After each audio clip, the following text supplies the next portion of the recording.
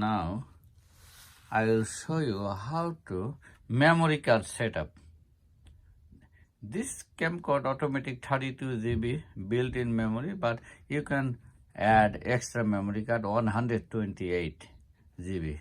Let's get started. Just hit the menu, then hit the setting, then go down.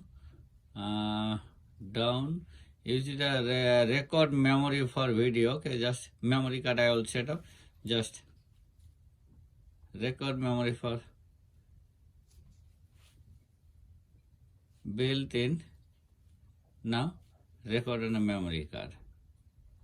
Thank you for watching this video.